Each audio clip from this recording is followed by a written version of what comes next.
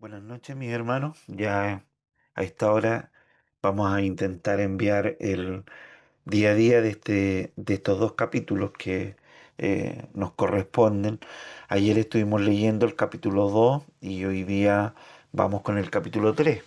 Solamente hacer breves comentarios sobre todo el capítulo 2 porque representa algunos problemas que no vamos a intentar solucionar nosotros, sino que eh, yo diría que llevan siglos en debate y no vamos a pretender que nosotros tenemos la última palabra para decir esto es así, pero un breve comentario basado en las preguntas que yo les he enviado el día de ayer respecto al capítulo 2.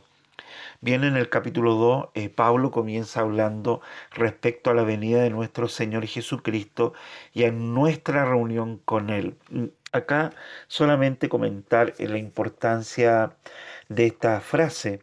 Esta frase ha motivado que los hermanos que tienen una perspectiva más dispensacionalista y que creen en estos dos eventos por separado, que ocupan esta primera frase del apóstol Pablo, diciendo que acá está la prueba como para determinar que no es una venida de la que habla Pablo, sino que son dos venidas. Entonces ellos dicen que Pablo habla aquí respecto a la venida de nuestro Señor Jesucristo y luego dice y a nuestra reunión con Él. Entonces esta frase la usan como una prueba de que Pablo se refiere, uno, primero a la venida de Jesucristo, que corresponde a lo que ellos llaman la segunda venida, cuando Él viene con la iglesia al mundo a juzgar al mundo. Pero hablan de que esta otra parte y a nuestra reunión con Él se refiere al arrebatamiento, cuando Cristo viene, según la perspectiva de nuestros hermanos, Cristo viene en este rapto secreto y se lleva a la iglesia al cielo. Bien, es una perspectiva que hay que respetar, una perspectiva que la mayoría de la tradición reformada y de la teología más ortodoxa y de la mayoría de todos los tiempos nunca ha creído. Esta teoría de las dos venidas de Cristo es una teoría relativamente nueva. Lo del rapto secreto, que no voy a tratar ahora, no es algo que alguna vez se creyó en siglos atrás por los mejores teólogos, la iglesia, ¿no? Esto es algo relativamente nuevo. Bien, pero cada uno tendrá que investigar, ahí los que les gusta investigar, investiguen respecto al rapto secreto, desde cuándo comenzó esta creencia. Bien, sin embargo, yo quisiera usar solamente la Biblia como para poder argumentar en contra de esta postura de que esa frase tuviera que ver con dos venidas de Cristo. Si es que así fuera, el orden está a la inversa. Si se dan cuenta, Pablo primero habla de la venida de nuestro Señor Jesucristo y posteriormente habla de la reunión con Él. Entonces estarían como el orden de los eventos estaría al revés. Sin embargo, lo que Pablo sigue diciendo desde el capítulo 1 al capítulo 2 es sencillamente habla de un mismo evento con dos clases, con dos caracteres, porque la venida de Cristo, la segunda venida de Cristo, involucra dos tipos de eventos, por así decirlo. Primero es el hecho de que Él, en primer lugar, se va a reunir con su iglesia en las nubes y en segundo lugar baja con su iglesia a la tierra para juzgar al mundo impío. Pero ambos pertenecen a la misma venida del Señor. En el Nuevo Testamento no hay ninguna prueba de dos clases de venida, ¿ya? Ok. Interesante que esta palabra que no la vamos a ver ahora, pero cuando dice kai tu episinagoge, que es la palabra utilizada acá para reunión, esta episinagoge es un término que se utilizaba cuando Dios se congregaba, ¿no?, en la sinagoga, o se congregaba con el pueblo de Dios reunido con él. De tal manera que Pablo está hablando de este encuentro para adorar, porque es un término que tiene que ver con la reunión cuando el pueblo se reunía para adorarlo a él. Y este encuentro en las nubes con Cristo va a ser un motivo de adoración, ¿no? Es algo maravilloso. Entonces, Pablo está hablando acerca de la segunda venida de Cristo, cuando la iglesia es arrebatada al encuentro de Él y es reunida con Él en las nubes para luego bajar a la tierra y no subir al cielo como esta postura de otros hermanos sugiere. Así que leo, respecto a la venida de nuestro Señor Jesucristo y a nuestra reunión con Él, les rogamos, hermanos, que no sean sacudidos fácilmente en su modo de pensar, ni se alarmen. Esta palabra la vamos a dejar subrayada porque es importante para entender el contexto. Ni se alarmen, ni por espíritu, ni por palabra.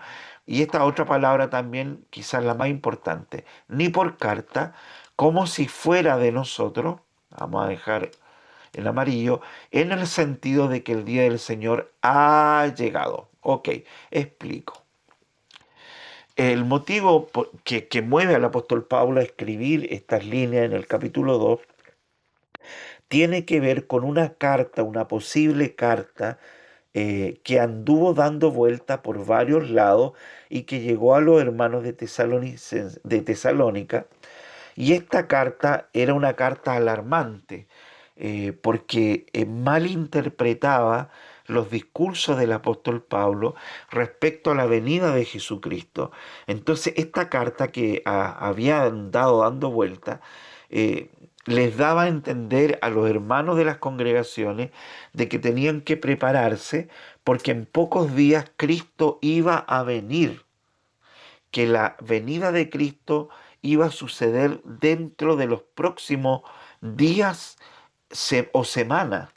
Entonces, esto provocó tal alarma en muchas congregaciones que mucha gente comenzó a vender sus propiedades, dejaron sus trabajos y muchos de ellos ya no trabajaban y claro, tenían hambre, así que se acercaban a la familia aquí y allá y se armó un desorden, por lo cual Pablo los llama, si ustedes leen estos capítulos, los llama al orden y a que trabajen si quieren comer, que se ordenen, ¿no? Y que no la iglesia no tenga comunión con esta gente que ha desordenado su vida, haciéndole caso a estas voces que andan dando vuelta y que han inquietado emocional y psicológicamente a las personas que van a la congregación. La gente se alarmó y a tal punto de que el tema de la venida de Cristo se transformó como en el principal tema del que hablaban todos los días, todo el día. Se obsesionaron con la posibilidad de que Cristo podía ya venir en cualquier momento y esto ocasionó un desorden y una alarma emocional y espiritual en la vida de muchos de ellos. Así que Pablo escribe y les dice, les ruego hermanos que no sean sacudidos fácilmente en su modo de pensar, ni se alarmen. La gente estaba alarmada. Y dice, no se alarmen ni por espíritu, ni por alguien que les diga que vio una visión, que recibe una profecía. No se alarmen por lo que les digan, ni por palabra. Y acá está la clave. No dice ni por carta, como si fuera de nosotros. Eh, Probablemente comenzó a circular una carta como si hubiese sido escrita por el apóstol Pablo. Y en realidad era falso en el sentido de que el día del Señor ha llegado, ya inmediate. Claro, debemos decir, como les he comentado estos días, que la manera en que el apóstol Pablo habla de la venida de Cristo pareciera ser que él espera que Cristo venga en cualquier momento, porque así lo sentía Pablo. Pero eso dista mucho a de que Pablo hubiese dicho de que Cristo estaba por venir dentro de esos días y hubiese establecido límites de tiempo. Eso Pablo nunca lo hizo. Su esperanza estaba en que Cristo ojalá viniera cuando él estaba vivo, pero nada más.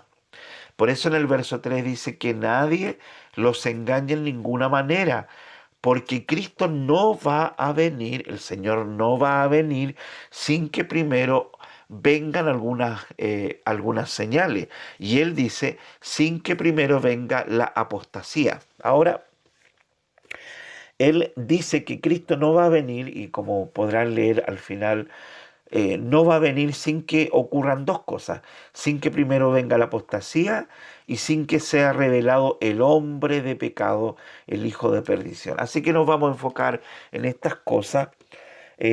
Pablo dice que no va a venir sin que venga la apostasía. Esto pudiera sonar extraño porque la apostasía no era una cuestión que estaba por venir, sino era algo que la gente ya desde muchos siglos conocía. No solamente los judíos, sino que los griegos, los romanos, los gentiles en su mayoría, conocía acerca de la apostasía. Si hablamos en la iglesia, la apostasía siempre estuvo relacionada al pueblo de Israel. Israel apostató de su fe, apostató del pacto que hizo con Dios y Dios los castigó, los llevó cautivos a otras naciones. Entonces, el tema de la apostasía no era un tema desconocido. Por lo tanto, cuando Pablo está hablando en tiempo futuro, diciendo que Cristo no va a venir sin que venga ante la apostasía, no se refiere a la apostasía normal que nosotros conocemos, sino a un tipo de apostasía eh, escatológica. Es decir, el carácter de esta apostasía tiene que ver con los últimos tiempos, justo antes de que Cristo venga. Esta apostasía y va a tener que ver con una apostasía manifiesta y radical de muchas personas que son parte de la iglesia visible, como decimos en la iglesia presbiteriana, que también es una diferencia de las iglesias reformadas respecto a las iglesias que no lo son y que no ven esta separación. Pero para nosotros hay una iglesia visible y hay otra iglesia invisible. En la iglesia visible pueden ser miembros personas que hayan manifestado ser creyentes, pero que no lo sean. Y creo que ustedes estarán de acuerdo en que esto es transversal a todas las denominaciones en el mundo de todos los tiempos. En nuestras filas va a haber gente que no va a faltar a ningún culto, que está en todas las actividades, que se bautizó, que canta, que lee, que ora, pero que llevan una clase de cristianismo superficial, pero nunca el Espíritu ha obrado internamente, nunca nacieron de nuevo, no son hijos de Dios, pero no hay cómo separarlos, ¿no? Del trigo y la cizaña es imposible separarlos, entonces no lo hagamos, pero esta apostasía va a tener que ver con la salida extrema y radical de mucha gente que nosotros decíamos es cristiano, pero de un momento a otro apostataron, salieron, abandonaron todas las actividades que realizaban como cristianos, pero prácticamente muy consagrados. eh, Hijos cuyos padres les enseñaron el Evangelio y que de un momento a otro abandonaron la fe que los padres les enseñaron, abandonaron la iglesia, abandonaron todo lo que hacían y ahora se han rebelado de una manera radical contra Cristo.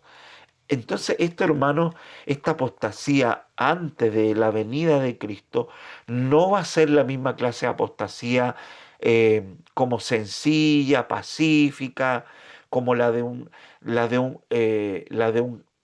creyente o supuesto creyente que hoy deja la iglesia de la noche a la mañana, deja de congregarse, pero que uno lo va a ver y no es que esta gente se rebele contra Dios abiertamente, sino que deja de ir porque ya no tiene ganas, eh, no tienen ganas de orar, de leer la Biblia, de cantar, le da la misma ir o no ir a una iglesia y se apartan finalmente. Sin embargo, la apostasía escatológica es una apostasía abierta y radical de una persona que ha sido creyente toda la vida, aparentemente cristiano, porque no lo es, y de un momento a otro deja la iglesia, deja de hacer todo lo que hacía, pero ahora se traslada en una agresión abierta y manifiesta contra Dios. Es decir, no es pasiva, sino que es una apostasía activa de estar en un lado practicando aparente o superficialmente una fe cristiana, ahora se aparta y ejerce una apostasía radical, abierta contra Dios, negando a Dios, negando a Cristo como el Hijo de Dios, es decir, es una rebelión abierta contra Dios. ¿Ok? Este es el carácter de la apostasía que va a haber antes de la venida de Cristo. No es la misma clase de apostasía que hemos visto constantemente. Así que respecto a esto tenemos que sí decir que en todos los tiempos ha habido apostasía, pero no la apostasía escatológica a la cual Pablo está refiriéndose aquí. Entonces, esta es una de las señales. Cristo, dice Pablo, no va a venir sin que primero venga la apostasía. Así que respondo la primera pregunta que envié cuando dice, ¿qué es la apostasía? Bien, esto es la apostasía. ¿Puede un cristiano apostatar? La respuesta radical y más que segura es esta, no. Definitiva y absolutamente no. Tendríamos que echar abajo todo el Evangelio y toda la Escritura. La apostasía no tiene que ver con el creyente verdadero, sino con aquellos que aparentaron serlo. ¿Ya? Ok. Eh, Segunda pregunta, ¿cuál es el peligro que ve Pablo en los hermanos de Tesalónica? Lo respondí al inicio. El peligro que él veía era de que abandonaran la fe, que abandonaran sus trabajos, que cayeran en una vida desordenada, alarmista, porque pensando de que Cristo iba a venir en cualquier momento y entonces ellos tenían que estar preparados y abandonaban toda clase de vida social, y esto iba a provocar no solamente una ruptura con la familia, con los que conocían, sino que se iba a provocar una alarma que no era correcta y que resultaría en una doctrina errada. eh, Así que esto es lo que Pablo les está diciendo que tienen que tener cuidado. Muchos ya habían caído en el error de esta doctrina falsa. Ya. Luego Pablo da la segunda característica del por qué no se tienen que alarmar.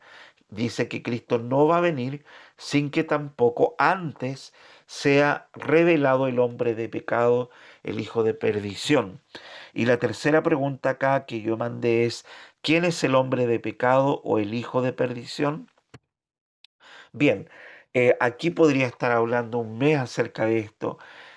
A través de todos los tiempos, muchos teólogos han tratado de ponerse de acuerdo. Muchos tienen una opinión, otros tienen otra opinión. Aún en el ala reformada hay muchas opiniones. Yo solamente quisiera sobrevolar y diciendo básicamente quién no es el hombre de pecado. El hombre de pecado no es el Papa, no es el Imperio Romano. eh, em, yo creo que eso es lo que tendría que decir, porque podría estar hablando mucho tiempo del hombre de pecado. Lo que sí tenemos que... también me llegó una pregunta de caso. El hombre de pecado era la bestia que subía del mar en Apocalipsis capítulo 13 me parece, y 17 creo. No, no quiero equivocarme, mi hermano, pero creo que algo así decía la pregunta. Y mi respuesta sería que sí y que no.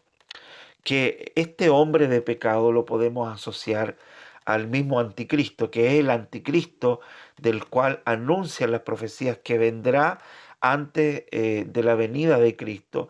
Este anticristo que se manifiesta en una oposición abierta, radical y muy en un carácter muy de guerra contra Dios, contra la iglesia y contra Cristo, al punto de que él acepta que solamente lo llamen Dios a él.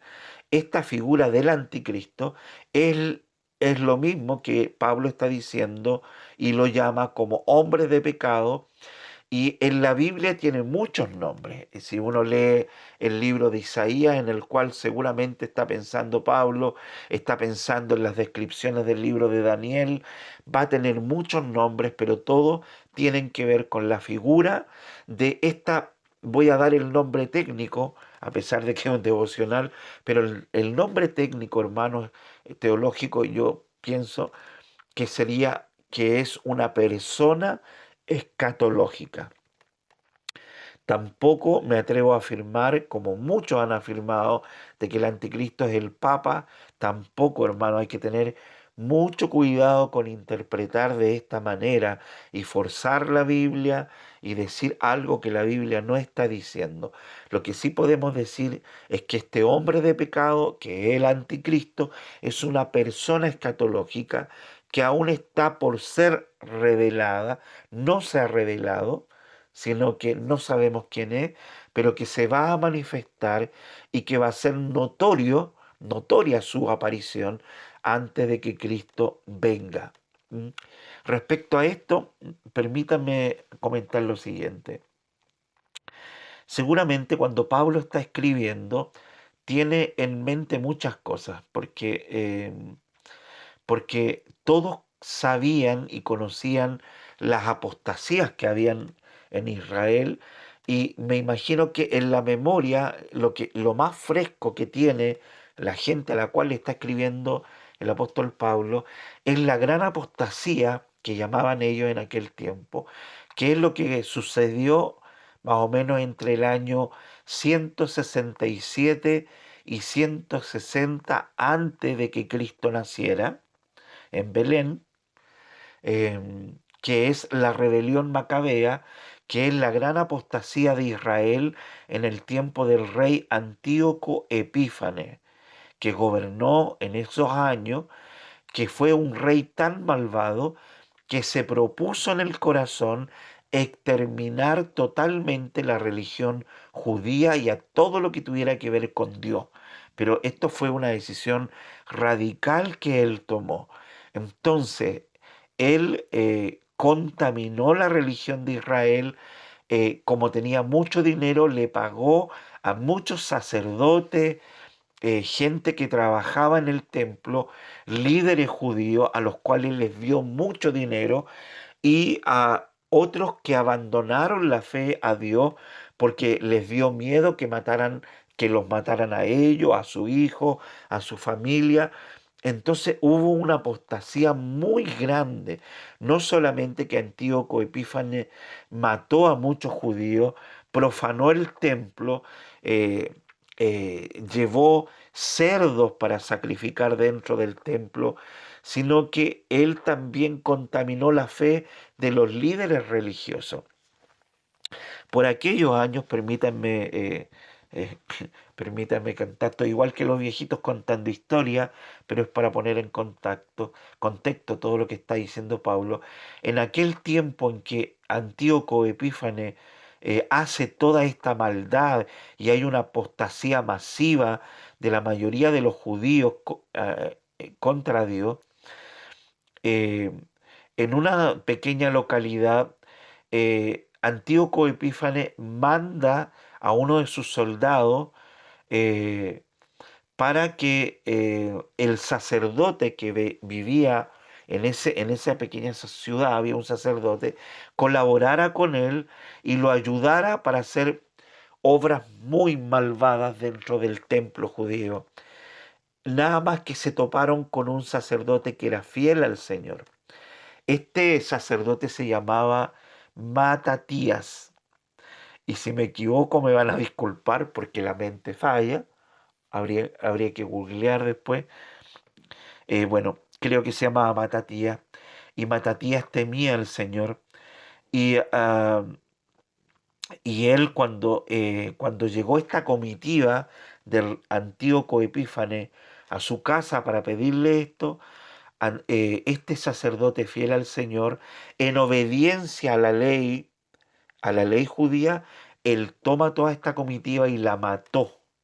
Mató a la comitiva de este rey por obedecer al Señor. Y son sus hijos, que son conocidos como los macabeos,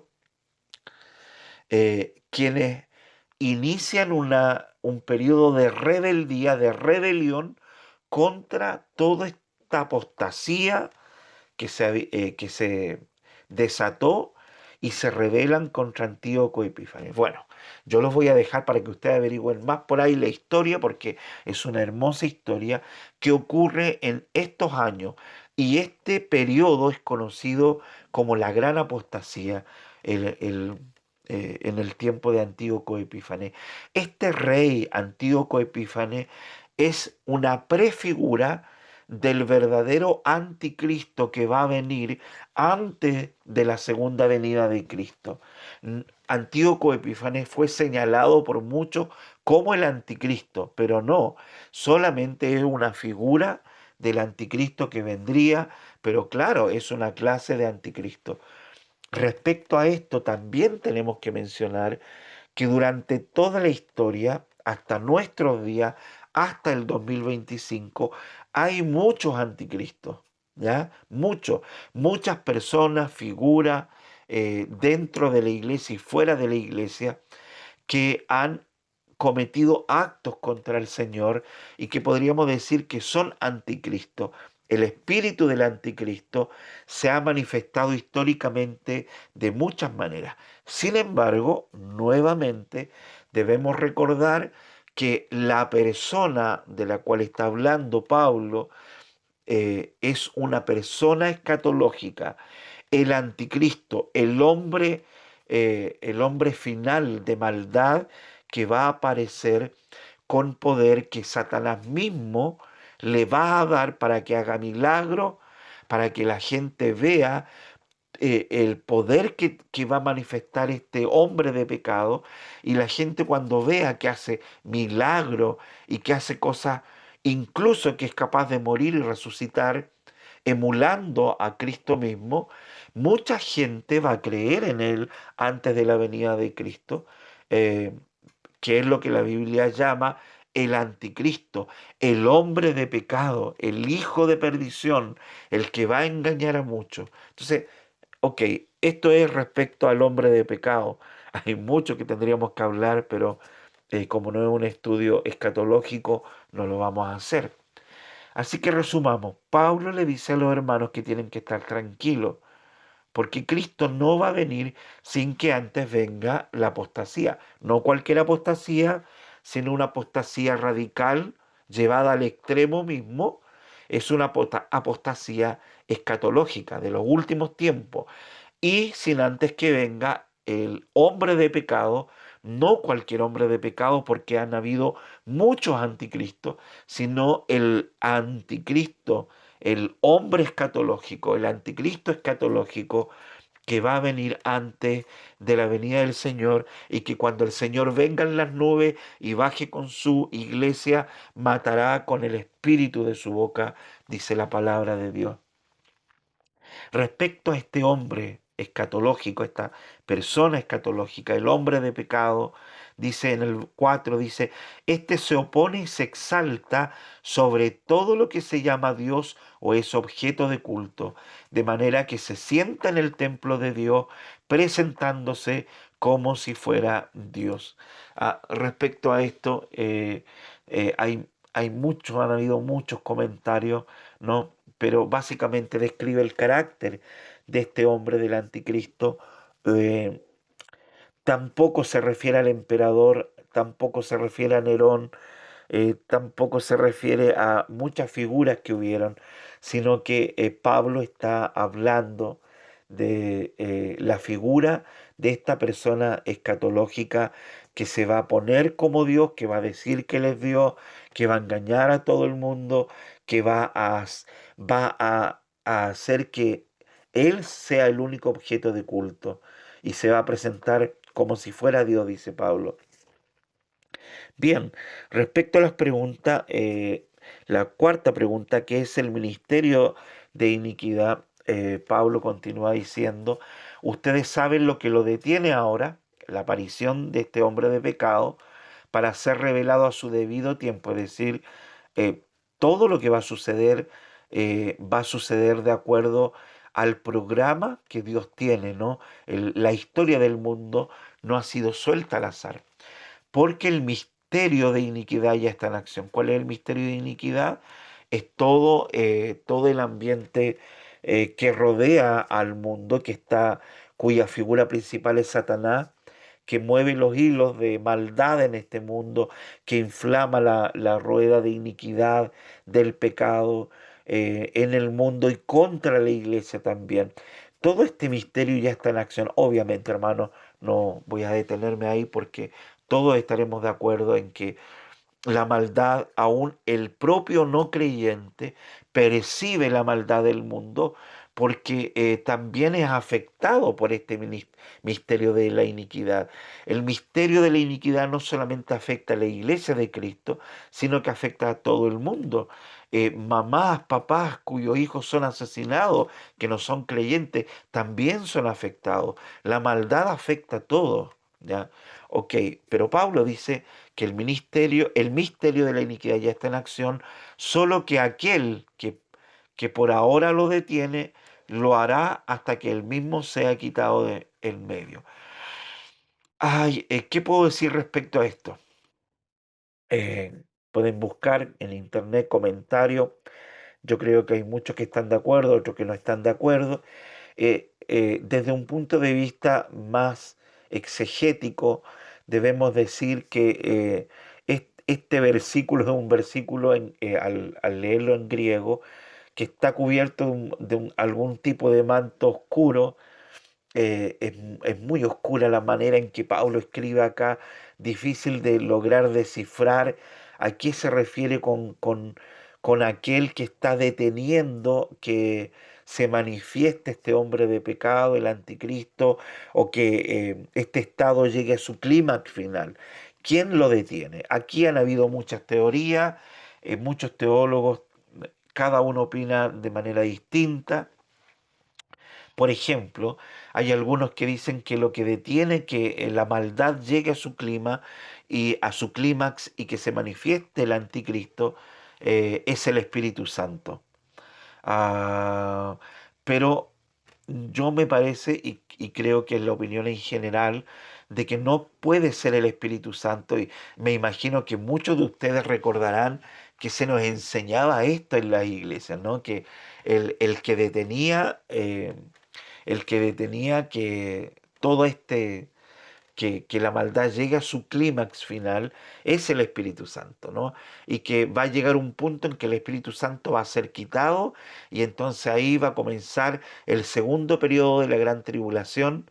Estoy pensando en la perspectiva de los hermanos que creen en esto, ¿no? De la gran tribulación, de los 7 años, entonces que el Espíritu iba a ser quitado. Pero me parece que aquí hay un choque frontal teológico muy fuerte y muy peligroso, que pudiera ser hasta herético, hermano, y lo digo con mucho respeto, porque ¿les parece a ustedes, les suena como correcto decir que Dios, hasta que Dios sea quitado, ah, hasta que Dios sea echado a un lado para que esto otro surja? Me parece que no. Primero, porque según las escrituras, quien gobierna sobre todas las cosas es Dios, quien es el Dios providente, ¿no? Quien es soberano sobre todo lo que está sucediendo es Dios. Dios está presente no solamente en las cosas, en los eventos que corresponden a la iglesia, sino que Dios está involucrado con todo lo que está sucediendo en la historia de la humanidad, porque es el plan de Él desarrollándose en la historia de la humanidad. Así que nada de lo que sucede en la historia, ni en la historia de la redención hasta la consumación de los siglos, Dios es quitado de en medio para que pase otra cosa. Así que en mi caso particular, yo no creo que se refiera al Espíritu. Hubo una posición que es la posición de muchos, creo que muchos reformadores la tuvieron, eh, el mismo Calvino, Lutero, que pensaban que podría haber sido el Imperio Romano, ¿no? Que el Imperio Romano es el que está deteniendo que este hombre de maldad sea finalmente revelado. Bien, podría ser. Yo soy más de la idea de que eh, de que aún está por revelarse, aún estamos por descubrir en algún momento en el futuro a qué se refiere o a qué se refirió el apóstol Pablo. Soy más de la idea de pensar que cuando Pablo habla, hasta que él mismo se ha quitado de en medio, que pudiese estar refiriéndose a la obra o a los actos de la providencia de Dios, hasta que Dios en su providencia determine darle paso a este clímax de maldad para que este hombre impío, hombre de pecado, se manifieste. Sin embargo, es bueno tener cuidado aún de mis propias palabras, porque nadie puede arrojarse tener con claridad a qué se refirió el apóstol Pablo. Solo debemos decir que hay algo, alguien, una fuerza que está deteniendo aún hasta que Dios diga, vamos, la manifestación del anticristo. Entonces será revelado ese impío, a quien el Señor matará con el espíritu de su boca y destruirá con el resplandor de su venida. Qué maravilloso esto, qué esperanza, ¿no? Para los hermanos en Tesalónica y para nosotros. Si bien es cierto, va a llegar un momento antes de la venida de Cristo, quizás nosotros no vamos a estar, pero quienes estén vivos en ese tiempo van a ser testigos de la maldad llevada a un clima extremo en el mundo con la manifestación de esta persona, de este hombre de pecado que va a engañar a muchos. Pero dice Pablo, no se preocupen, porque en la venida del Señor Él lo matará con el espíritu de su boca y lo destruirá con el resplandor de su venida. Qué tremendo, hermano. La venida del impío, dice en el verso 9, será conforme a la actividad de Satanás. Esto también es importante, porque Satanás, como dice acá, con todo poder y señales y prodigios mentirosos, y con todo engaño de iniquidad para los que se pierden, ¿no? Bueno, Satanás es el que le va a dar poder a esta persona. Este hombre de pecado no es un ángel, no es Satanás. Este hombre de pecado es una persona que va a recibir poderes, poderes para hacer señales y prodigios mentirosos, dice, ¿no? Y que va a engañar a la gente. Pero ¿a quiénes va a engañar? Dice, y con todo engaño de iniquidad para los que se pierden, es decir, este poder engañoso no va a estar actuando sobre la iglesia, hermano, no, no, sino sobre los que no son creyentes, sobre todos aquellos que no rindieron sus vidas a Cristo, que no se reconciliaron con Dios. Y como juicio a esta rebelión eh, contra Jesucristo del mundo impío, Dios les va a enviar, y esto recuerden, estamos hablando del momento, de tiempos antes de que Cristo venga, cerquita de la segunda venida de Cristo. Es un tiempo muy cercano a la venida de Cristo. En ese tiempo Dios les enviará un poder engañoso para que crean la mentira estando la verdad manifiesta por la aparición del hombre de pecado, por las señales, uno podría decir, ahora sí que el mundo se va a dar cuenta de que el Evangelio era real. Podría suceder, pero como estamos muy cerca de la segunda venida de Cristo, como modo de juicio, Dios les enviará un poder engañoso para que crean la mentira, a fin de que sean juzgados todos los que no creyeron en la verdad, sino que se complacieron en la iniquidad.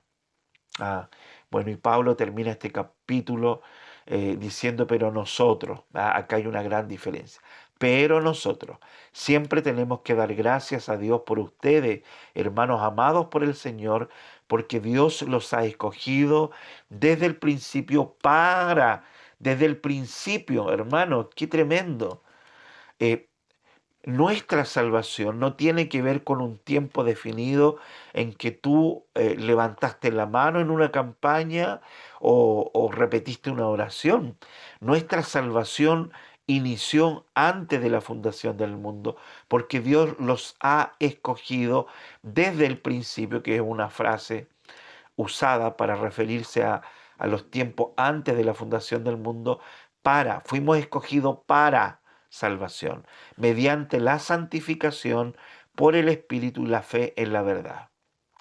Fue para esto que Él los llamó mediante nuestro Evangelio, para que alcancen la gloria de nuestro Señor Jesucristo. Así que, hermanos, estén firmes y conserven, esta palabra importante, conserven las doctrinas que les fueron enseñadas, ya sea de palabra, ya por carta nuestra.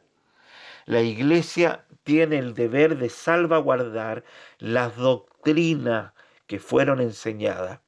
Hoy día vivimos tiempos peligrosos porque muchas denominaciones se han apartado de la verdad de la Escritura. Muchas denominaciones hoy en día dicen que la gente no tiene que estudiar doctrina, sino que tiene que vivir en el espíritu, enfocándose en las emociones, en las alabanzas, en los cantos, porque la doctrina no es importante. Pero la palabra de Dios dice que la única manera de permanecer en la verdad es que la iglesia conserve las doctrinas, ¿no? Porque de lo contrario se van a apartar de la verdad y mucha gente va a ser engañada y pensando que es salva, va a estar en iglesia donde cantan, danzan 4 o 5 horas, pero no les enseñan la verdad, los alejan de la verdad para mantenerlos en el error. ¿Ah? Eh, y que nuestro Señor Jesucristo mismo y Dios nuestro Padre, que nos amó y nos dio consuelo eterno, menciona el consuelo eterno y la buena esperanza por gracia, porque los hermanos estaban desesperanzados, consuele sus corazones y los afirme en toda obra y palabra buena. Hermanos, dice en otras palabras Pablo, déjense de escuchar eh, todo este tipo de cosas, de engaño, y por favor ya regresen a la fe correcta que nosotros les hemos enseñado cuando estuvimos con ustedes y también a través de nuestros escritos, de nuestras cartas. El capítulo 3, hermano, ya es un poco más sencillo. Pablo los llama a que oren por ellos, ¿no? Pero también sigue la misma línea de llamarlo a que permanezcan fiel. Dice, pero el Señor es fiel y Él los fortalecerá a ustedes y los protegerá del maligno. Están siendo tiempos de persecución, está siendo un tiempo de aflicción para los hermanos en Tesalónica, se ven presionados de muchas maneras, pero Pablo tiene este discurso escatológico como llevando siempre a las congregaciones, no solamente a Tesalónica, sino que a todas las demás, al punto de recordar que todo el mal que la iglesia de Cristo pueda estar sufriendo hasta la venida de Cristo, tiene su recompensa en la misma venida de Cristo. Y que el Señor es fiel a sus promesas y que Él nos fortalece aún en este transitar de violencia contra la iglesia, de maldad y de pruebas y dificultades, de angustia, de aflicciones. Y dice que Él nos va a proteger contra los ataques del enemigo. Tenemos confianza en el Señor respecto a ustedes, dice Pablo, de que van a continuar haciendo lo que le hemos mandado. Así que eh, en este capítulo le refuerza un poco lo que hemos hablado. Miren lo que dice acá. Dice, ustedes mismos saben cómo deben seguir nuestro ejemplo, porque no obramos de manera indisciplinada entre ustedes, ni comimos de balde el pan de nadie, sino que con dificultad y fatiga trabajamos día y noche a fin de no ser carga a ninguno de ustedes. ¿Por qué está diciendo todo esto Pablo? Lo está diciendo por el desorden que se produjo, de que muchos abandonaron su trabajo, se dejaron estar porque estaban convencidos, estaban, estaban convencidos de que Cristo venía. Así que tenían que dejar todo lo carnal, todo lo humano, tenían que dejarlo atrás y dedicarse solo a lo espiritual para esperar la venida. Pablo dice, no, esta es una manera indisciplinada de vivir. ¿Ya? Ah, por eso sigue diciendo lo mismo en el verso 10. Si alguien no quiere trabajar, que tampoco coma, tiene que ver con todo esto que está pasando ahí, por lo cual él está escribiendo. No se cansen de hacer el bien, dice el apóstol Pablo. Eh, si alguno no obedece a lo que estamos hablando, señálenlo, apártense de él, seguramente no es del rebaño, y si es creyente, háganlo a un lado para que tenga vergüenza y regrese. Y termina su carta de la misma manera que toda, con este saludo de la gracia de nuestro Señor Jesucristo sea con todos ustedes. Muy bien, mis hermanos, esto ha sido el día a día del capítulo 2 y del capítulo 3. Siempre orando para que la gracia del Señor sea con cada uno de ustedes, sea que esté atravesando por momentos de mucho gozo, de mucha bendición, o tal vez que esté atravesando por momentos de dificultad, de aflicción en su vida. No olvide que Dios es fiel, que Él nos está acompañando en todo momento hasta la venida de Jesucristo. Fiel es el que nos llama y Él lo va a hacer. Que el Señor les bendiga. Amén.